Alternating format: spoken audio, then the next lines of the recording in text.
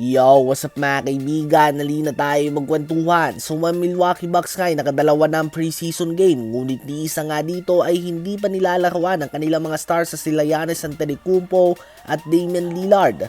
Well, inanunsyo na nga mga kaibigan na maglalaro sila sa Lunes, 7 AM Philippine time yan. At ito nga ay kontra sa Los Angeles Lakers. Inaasahan nga na full force din ng Lakers with LeBron James, Austin Reeves, and Anthony Davis. Hindi naman inaasahan na maglalaro ng heavy minutes sa mga superstar na ito na magkabilang team. Ganun pa man na exciting pa din nga ito para sa madaming manonood. Dahil bukod nga sa for the first time ay maglalaro si Damian Lillard sa isang NBA team na hindi nagangalang Portland Trail Blazers, ang dalawang team nga na ito ay kasama sa usapan ng mga pinakamagaling na team sa buong NBA ngayon at inaasahan na makakapasok sila sa NBA Finals ng madaming fans. Andyan din ang matchup ni Giannis Antetokounmpo at Anthony Davis, two of the best big men sa NBA ngayon. At kung maalala nyo din nga ay matagal nang kinukuha ng Lakers si Damian Lillard. Kwento nga ni Lillard ay sinubukan siyang kausapin ni LeBron at Anthony Davis na lumipat sa kanilang team. Inimbitahan pa nga daw siya nito sa bahay mismo ni LeBron, habang si Kyrie Irving naman ay sumagot nga sa mga kritiko matapos na ilagay siya sa pang number 34 sa listahan ng ESPN ng top 100 players ngayong season.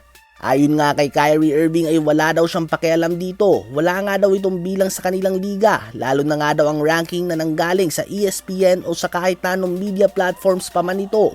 Karamihan nga daw ng analysts ay hindi credible na sources. Hindi niya nga daw ginagalang ang mga opinion nito. Isa pang player na nagulat din sa kanyang pwesto sa ranking ay si Zion Williamson na inilagay lang ng ESPN sa rank 57. Hindi nga makapaniwala si Zion na ganito kababa ang kanyang ranking, ngunit dagdag motibasyon nga daw ito para sa kanya ngayong season. Madami nga daw nakalimot sa kanya matapos sa magtamo ng injury.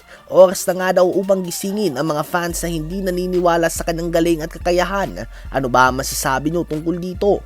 Habang si Victor Wembanyama naman mga kaibigan ay agad nang nagdagdag ng timbang. Ayon sa mga reports ay mahigit 15 pounds ang dinagdag dito mula nang madraft siya sa NBA. At ngayon ay may timbang na itong 229 pounds. For comparison, si Giannis Antetokounmpo nga ay nasa 245 to 250 ang kanyang timbang. Bagamat bato-bato nga si Giannis, kung sa timbang ay hindi na ito ganun kalayo kay Wemby. Ngunit di hamak nga na mas matangkad si Victor Wembanyama kay Giannis mga kaibigan. Ano ba masasabi mo sa kanyang performance ngayong preseason? Ano ba masasabi mo tungkol dito? Isama na din natin sa update na ito na talagang pinaninindigan nga mga kaibigan ni Dillon Brooks ang kanyang pagiging villain. Tinatarget nga daw siya ng mga referee. Yan nga ang kanyang pahayag matapos sa mapatalsik sa kanyang unang preseason game kasama ang Houston Rockets. 5 minuto lang nga mga kaibigan ang nilaro niya at agad siyang napatalsik sa game. Ano ba masasabi nyo tungkol dito?